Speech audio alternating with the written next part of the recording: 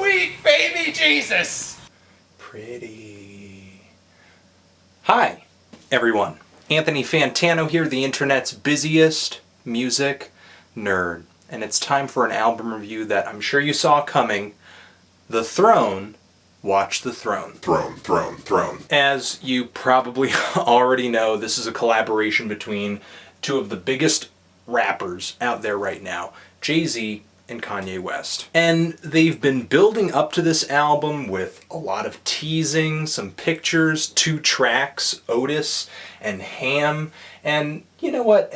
Those songs haven't grown on me, but at least now I can kind of appreciate the theme of those songs and what Kanye and Jay-Z are going for on this LP. You know, just see the concept of this album for what it is. Hearing about Kanye and Jay-Z collaborating, rapping together on the same album, has brought up a lot of questions, a lot of talk like, ooh, who's gonna out-rap the other? Who's gonna be the better rapper? And if you're asking that question, or really, you know, discussing who out-rapped the other, that it's a dumb conversation. It's a dumb question. You've missed the point of the album entirely. You should just not even listen to this. Don't listen to it. Give up on music altogether. Don't listen to music anymore. This album isn't Bad Meets Evil, where you have 2 very technically proficient MCs pushing each other to the next level. This album is a celebration of Jay-Z and Kanye West's little rap dynasty. And I say dynasty because Jay-Z, despite being, you know, a great MC, having a good ear for beats and the way things should sound, as well as being a very savvy businessman, did one of the best things a musician or someone who wants to stay relevant should do, and that's find an understudy to carry on your legacy. Through Jay-Z, Kanye's beats in the early 2000s had a lot of high-profile homes. And when Kanye came out with his first album,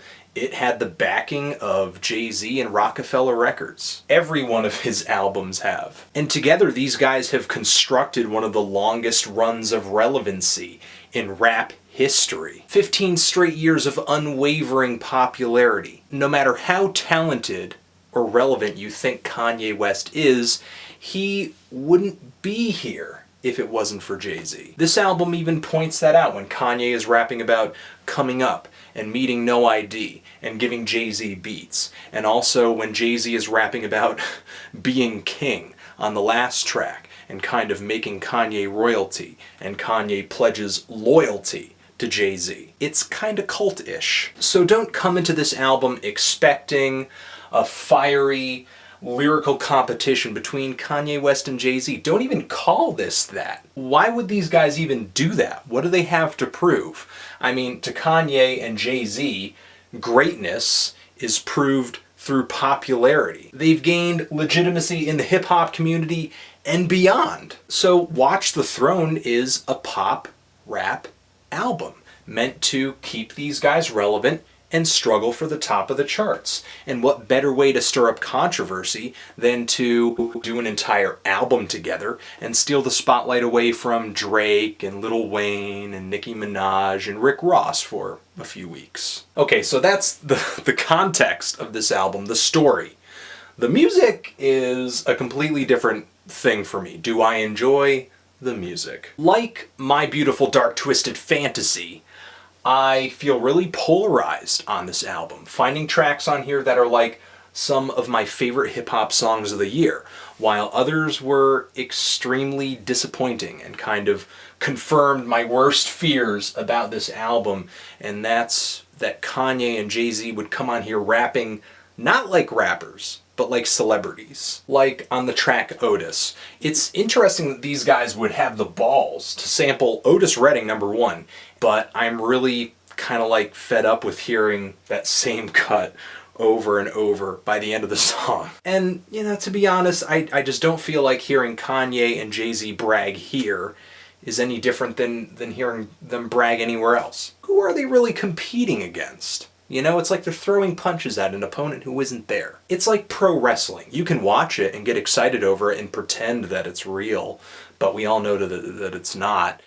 At Rage in the Cage, you're going down. I'm gonna do 1, 2, 3 count pile driver. You know, not all the brags are bad, but on some of these tracks, they just back them up with the worst beats imaginable, like on That's My Bitch, with these cheap turntable scratches, cheap synths, cheap drum sample, and the kind of bullshit chauvinism that if you were flashing it around on the street, people would think you're a jerk, but because it's on an album, it's great, right? You know, and then you got a track like the Beyonce Hooked Liftoff, where I really don't like the hook. I mean, it just feels kind of cheesy. Take it to the moon, take it to the stars.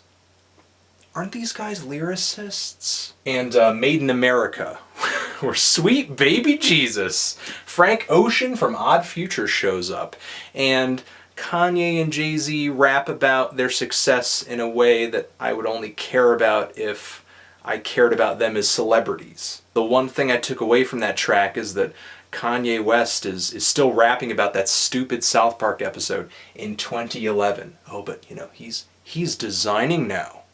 And that's cool, but 9 Tony Awards. But there are some things I love on here, like the track Gotta Have It, and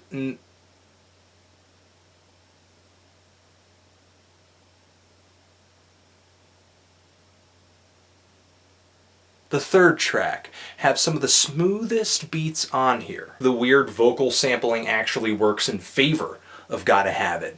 And when Kanye and Jay-Z brag on these tracks, they sound charming and charismatic and relaxed. It doesn't feel like they're trying to convince me of anything. They're not shoving anything down my throat. They just sound like they're having a good time making a track together, and that makes me interested in hearing it. And there are a couple spots on here where Kanye and Jay-Z kind of sober up from being drunk off of their egos all the time and just kind of rap about something outside of themselves, like on New Day, where they write these verses about their hypothetical sons and just kind of wanting them to grow up happier than they are. RZA had a hand in producing this track, and there's this really auto-tuned vocal sample, but it still comes off really soulful and just really emotional. It just pulls so much out of me. But my favorite song on here has got to be Murder to Excellence. And I don't feel like I'm stepping over a boundary by saying that I feel like Kanye and Jay-Z rap with a lot of guts on that track,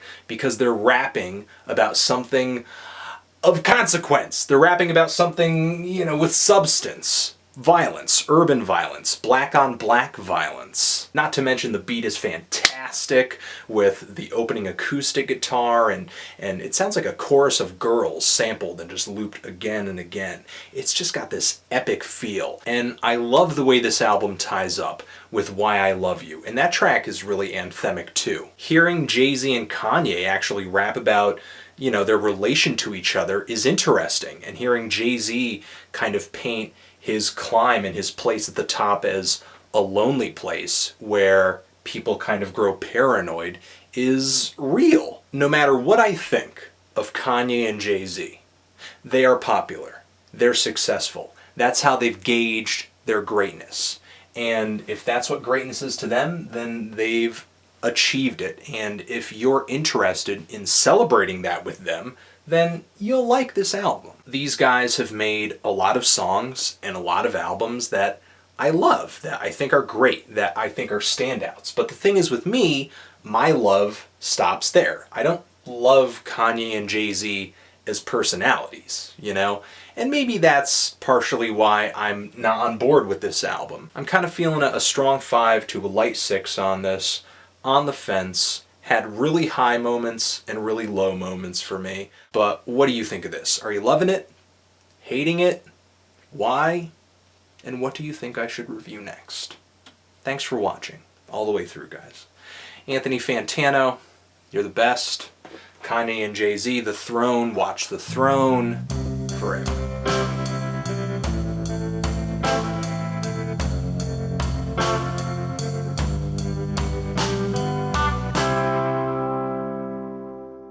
No, I did not get a shout out.